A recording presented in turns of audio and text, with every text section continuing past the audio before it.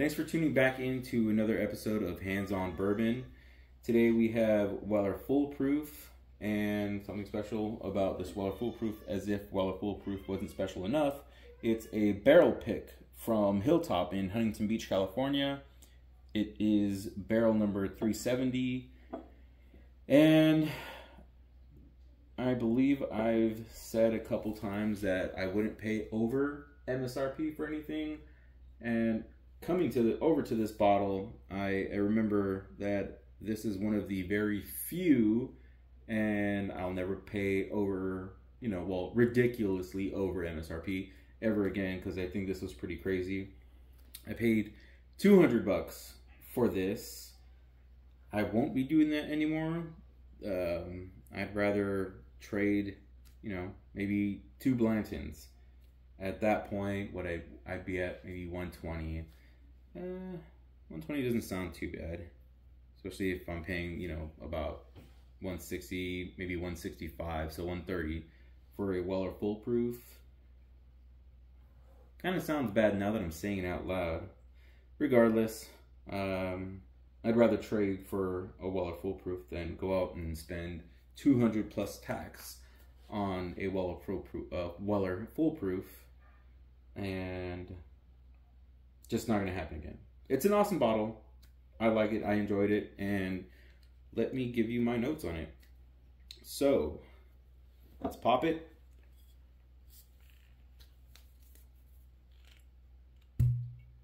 Still not a bad pop for it being almost empty. And one of the things I noticed with the Weller 107 is that when I poured it, I thought it was going to be empty for sure. Let's see how this goes.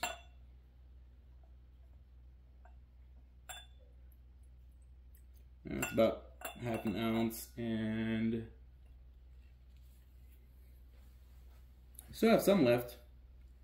About another half ounce, just in case I want to do a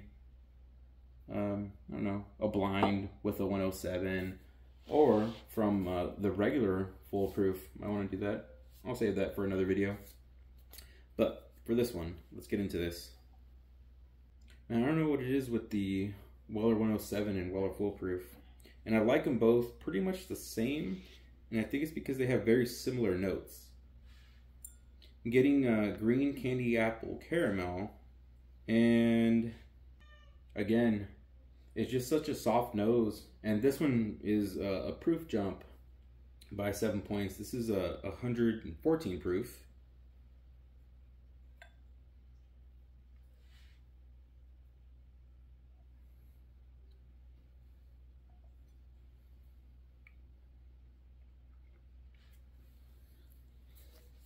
For this one though, I get a sweet vanilla, green apple caramel, and some toasted brown sugar on the taste.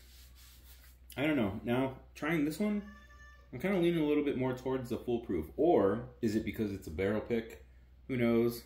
I'm no longer a huge fan of barrel picks, because good or bad, if it's bad, that was actually more of the best case scenario, because I'm not going to want to find it again. If it's good, I won't be able to find it again.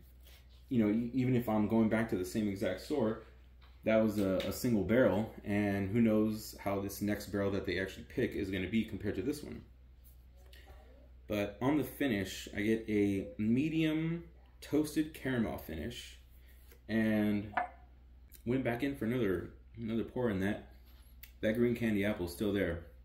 But like I said, a medium toasted caramel finish with a little bit of a raw vanilla barrel finish as well.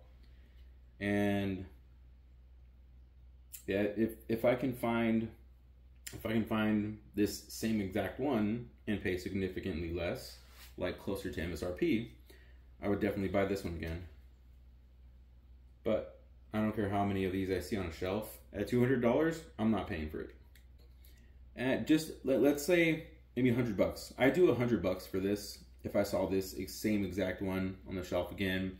The barrel number 370, Hilltop, single barrel. I'd do this for $100. I wouldn't pay $200 though. It's good. It's just not $200 good. Anyway, thank you guys again for tuning in. Until next Whiskey Wednesday, crack more bourbon.